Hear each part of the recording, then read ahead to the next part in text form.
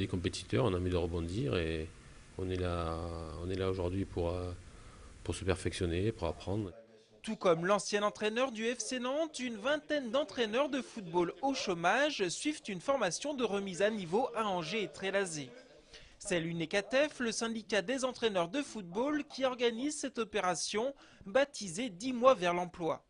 Cours d'anglais, cours d'informatique, analyse vidéo, mais aussi bilan de compétences sont au programme.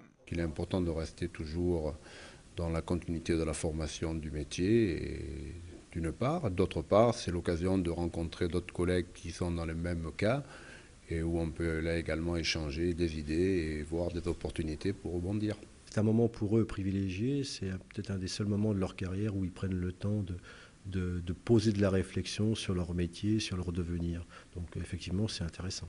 Les enjeux financiers sont de plus en plus importants dans les clubs de football. Alors quand les résultats sportifs ne sont pas au rendez-vous, le premier homme qui fait office de fusible, c'est l'entraîneur.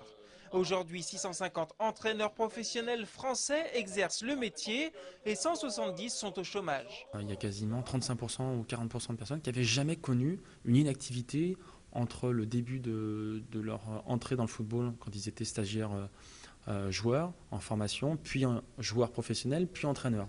Cette inactivité soudaine est souvent vécue comme un échec personnel par les entraîneurs. Et moi, c'est la première fois que je me retrouve dans cette situation-là. C'est pas simple. Oui. Il faut pouvoir se remettre en cause, il faut pouvoir faire le deuil, il faut pouvoir trouver une réponse ensemble, casser l'isolement parce que à un moment, rester à la maison, lire l'équipe, surfer sur Internet, c'est pesant.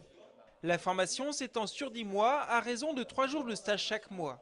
L'année dernière, 75% des entraîneurs qui ont suivi cette formation ont retrouvé un club.